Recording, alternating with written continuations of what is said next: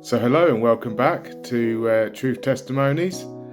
First of all, I'm going to start off with some scripture straight away, which is Ezekiel 33, 2-3. Son of man, speak to your countrymen and say to them, when I bring the sword against the land and the people of the land, choose one of their men, make him their watchman.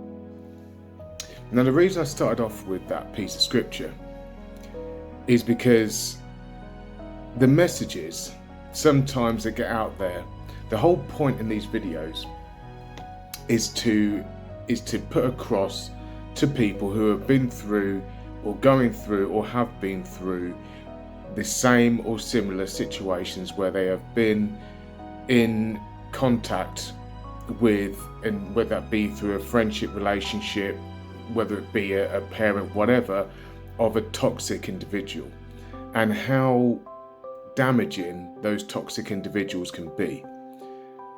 Me myself, I have been through that, so I'm not a registered therapist or anything like that. However, I have the experience of having been through it and come out the other side as well, with my faculties intact, barely, and also as well God by my side. So, you know,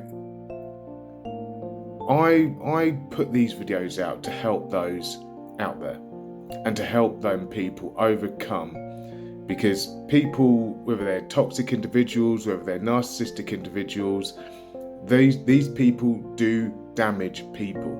They damage them. So what I want to do is I want to help them. So I just wanted to start off with that piece of scripture there. So today's video is about how through relationship or through contact with these toxic individuals, how you can heal. So I'm going to go through some parts of scripture of how you can heal, how you can come out of the other end. Because when you're in it, and you're having the standard, the gaslighting, the manipulation, the controlling, the smear campaigns, the isolation, all of these things, and they're all happening to you. When you try and voice these to people, even loved ones, you can sound really crazy. And sometimes you even listen back to yourself and you sound crazy, and it's very much what's the word? You kind of even stop yourself from actually telling everything as it should be, because it sounds so nuts. It sounds absolutely insane. You say to someone, "Oh, yeah, this has happened to me," no, but as you're even saying it, because you don't feel you've got any proof, because these individuals, with this spirit in them, they're very, very crafty. So you can say it, but even as you're saying it, it's like someone sitting there thinking, are you living with some sort of James Bond villain? What's actually going on with this person? So when you're going through it, it can be very isolating, because you don't think anybody understands. And the only person that you think understands you is the toxic person or the narcissistic person, which again, the cycle continues, because you just think it's just you and them, when actually in their mind it's not you and them, it's just you. So so it can become very, very isolating. So through my own journey, again, I grew up as a Christian. I believed in God, and I fostered my own personal relationship with God from a very, very young age. My mum used to teach us, and we used to pray. Me and my brother, we used to pray every night, Psalm 23, every single night, Psalm 23, and and into my later years and everything like that, it kind of petered off and stopped. and then you go through your own trials and tribulations, and which is very worldly. It happens. We all go through them, whether you're Christian or not, and and they test you. And this last test of mine was probably it's definitely up there with my top 5 biggest challenges. Not the worst one, but I'll probably say it's in my top 5. And it's very much when you're in it, it's really, really difficult to navigate. And then when I dropped to my knees on the day of this happening and I cried out to God, then what ended up happening was my faith was renewed. Now, these are bits of scripture which again reflect that and can hopefully help you too. So the first one I'm going to bring to you is Psalm 139, 23 to 24. Okay. Now this reads, "Search me, O God, and know my heart. Test me and know my anxious thoughts. See if there is any offensive way in me, and lead me in the way everlasting." When something happens to you, when your mind's been twisted and jumbled and thrown about, and your reality's been twisted, and your words been twisted, and everything's crazy, right? If you're a narcissist, you're not going to question yourself, because you know what you're doing, because you're the one controlling that narrative. You're the one controlling the situation, so you don't necessarily need to question anything of what you're doing, because you're the one that's actually doing it. Whereas the person where it's actually in it and it's happening to, and they're the ones they are being gaslit, they are being manipulated, their reality is being shipped and changed and all kinds of stuff. We question ourselves, which is what normal healthy individuals do when something happens. We look inward, we look at ourselves and we go, is it us? Was it us? Could we done more? Could we have done this? Could we endured the pain more? Maybe whatever it is that person's saying is right. Now, the only person that knows really and truly for sure in that moment, because your thoughts and how you are, you can't really trust that, because your reality has been shifted and changed so much, you don't know what to believe. But there's one person that knows. There's one person that's seen it all. There's one person that's heard it all. He's heard and he's seen everything. Absolutely everything. And that's God. So you cry out to him. Search me, O God, and know my heart. Because he knows us better than we know ourselves. He knows our footsteps before we even take them. He knows. So if it is you, he'll tell you it's you. How would he do that? Through the discernment, through actions, through words. And when I say even words, God did speak to me, which I will come to that in a different video, but actually audible voice. So he will tell you, test me and know my anxious thoughts. Again, when you're in that situation, that's what you're doing. You're crying out. You're going, God, please help me. And if it is me, help me. If it's not me, help me. But just help me. You're crying out.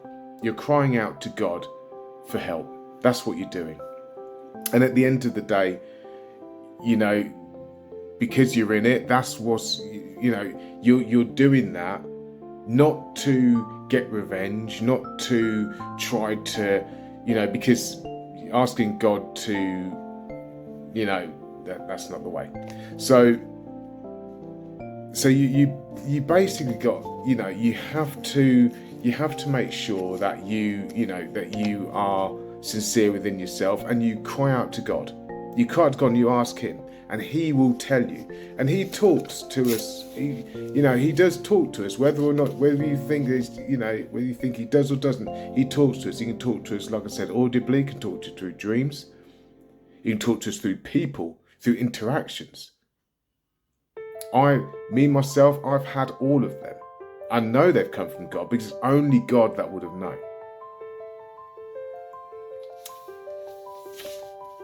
Now, when I say about the fact of not asking God to avenge you,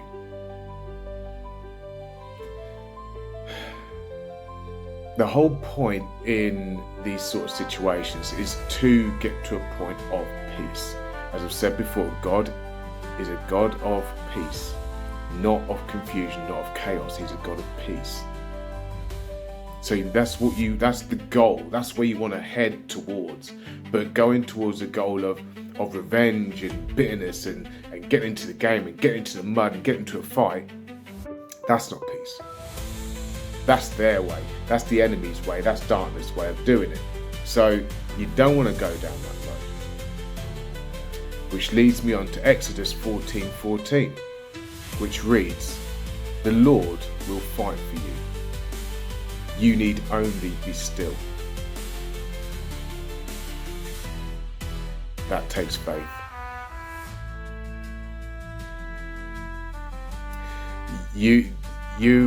When somebody's done you wrong, and you can see and you can hear the injustice, you're seeing it right before your eyes, playing out like a movie, and you're sitting there looking at it, and you're like, how can I not react? Bearing in mind, you have to remember, this narcissistic individual or this toxic individual has, they've made a career out of getting reactions from you. That's how they're made, to get reactions from you. That's what they want, because they need that. They feed off your negative, because once they get there and go, haha, yeah, see. So they want that. They want those negative reactions from you. So you're almost going against what it is that they have conditioned you in. And you're actually heading back to who you actually are. And God is saying to you, stay who you are. Do not react. Don't fight them. If they've smear campaigned you, don't smear campaign them back. If they've done whatever it is to you, don't do that back to them. Be still. I will fight for you. Man, you got God fighting for you? Tell you what, hey, hands off. God, do your thing. He'll deal with them.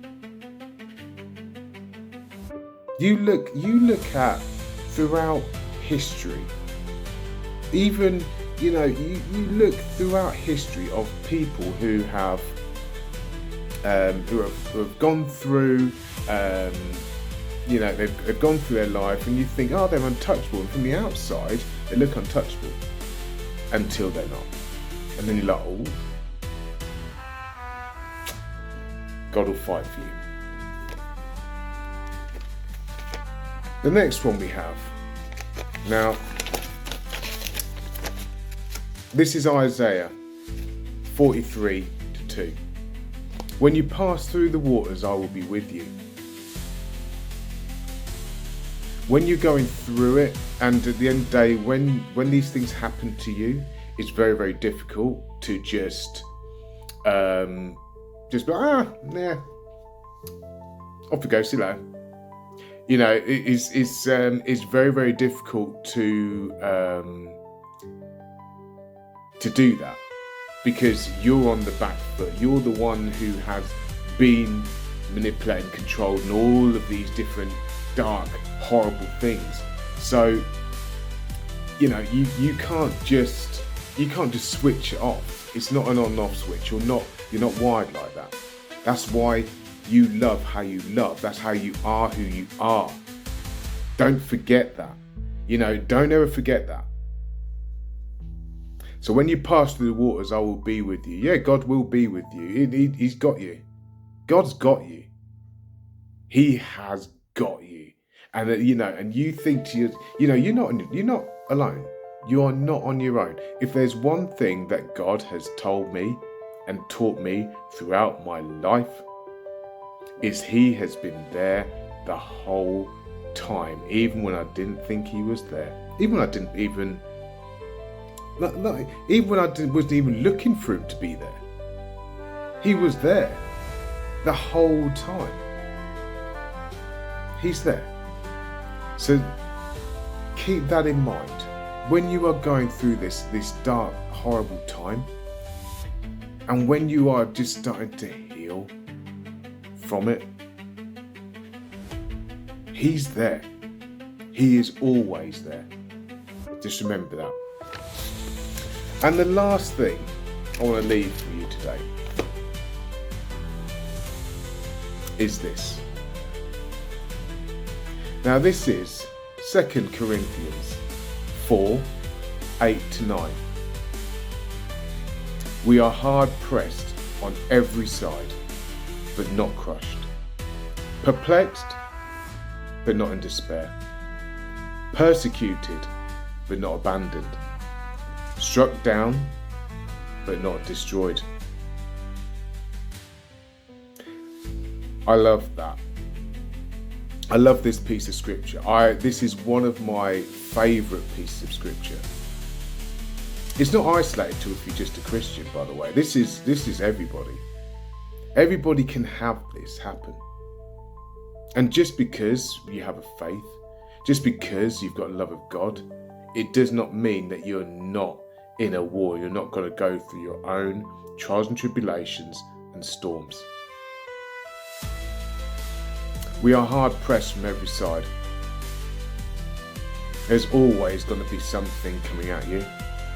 There's always going to be some form of pressure that goes on that is going to really test your faith. It's really going to test your faith. But you're not crushed because you've got God. Perplexed, but not in despair. We all get confused about what's going on. We don't know. And it can cause stress, it can cause anxiety, and it can cause being lost and being thrown off your path. But not in despair. Persecuted, but not abandoned. How many times, again, like the smear campaigns. The smear campaigns is just that, where you are persecuted without even doing anything. That's where somebody else has basically said or done something, and they've said something about you, and you feel the isolation, you feel the persecution coming off of these people, and you don't know, but not abandoned, because God, Jesus, he will not abandon you. He will not abandon you, ever. Struck down, but not destroyed.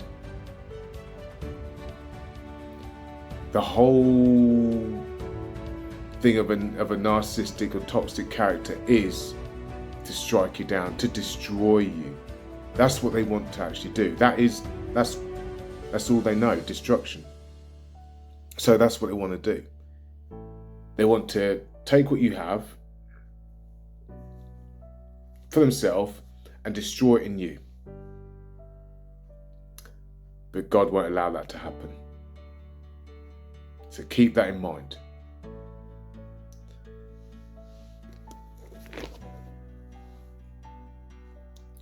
You have gifts in you.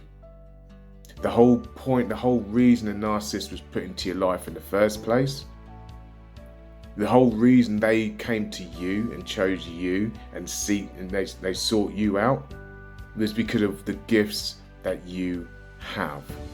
You have them, not them. They can mimic them. They can copy them. They can try and think about what it is, but they have no idea what it actually is. And they don't live by that. They are shells of people. They are very, very empty, and they try to fill themselves up.